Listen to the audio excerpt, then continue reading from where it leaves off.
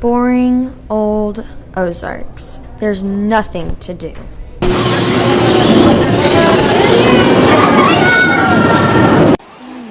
We'll head on down to $0 City in Branson, Missouri. They have multiple attractions, shops, great employees, and an awesome environment.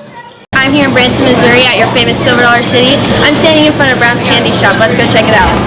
Brown's Candy Shop was established in 1882. Friends and families love to come to Brown's Candy Shop after a long day at $0 City. Right here they show demonstrations of how they make their homemade old-fashioned candy, and they love to take home souvenirs.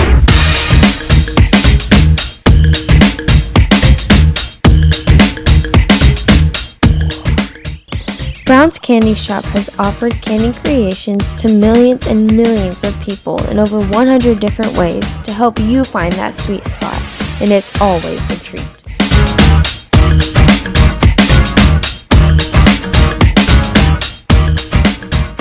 What makes me keep coming back day after day? The people, the co-workers and everything, because they're a joy to work with, and especially making candy. You couldn't do anything better than making candy. Yeah. Everything from peanut brittle to taffy is made homemade daily, either back in the kitchen or on the demonstration table in front of tourists. We always stop by Brown's Candy Shop because they've got some awesome candy here and some great samples. Though modern candy machines may be quicker and probably cheaper, it's just not as much fun.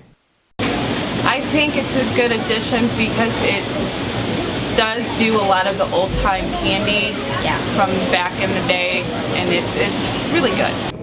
After a long day at Brown's Candy Shop, we've learned a lot about not just the background of Brown's, but $0 City in general. I would say it was a successful day, and I encourage you to visit $0 City. With Chief TV News, I'm Kendra Stewart with Caroline Field.